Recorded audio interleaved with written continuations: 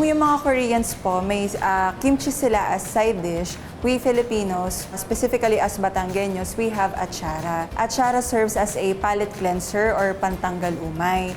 It also goes well with other viands like grilled yempo, pritong isda, adobo, and other savory dish. Papakita po namin sa inyo kung paano gumawa ng pinakamasarap na achara na galing po sa lungsod ng Calaca. Ang una pong step ay bibiyakin po natin ang papaya. Tapos po, alsan po natin siya ng buto sa gitna. Tapos, talupan po natin. Ang second step po ay, siya po ay kukudkurin o kakayudin ng pino.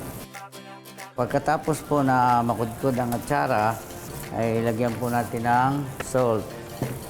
Pagkatapos po na lagyan ng asin, lalamasin po siya para po siya ay lumabas yung katas para madali po siyang pigain.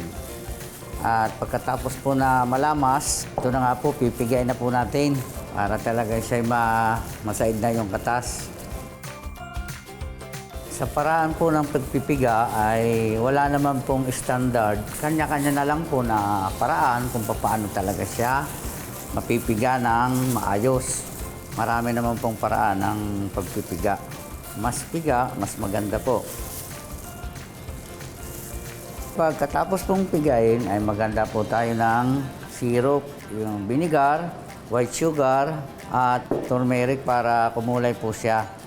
Binubold po ito para maluto po yung suka at saka yung asukal para mas preserve po siya na talagang magtatagal po yung atsara. Ito po yung resulta ng nilutong syrup.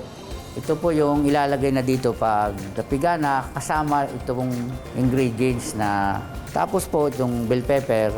Bale, niluluto pa rin po ito sa suka para hindi po siya madaling mapanis. At ito na po yung resulta ng ating pinakamasarap na atsara.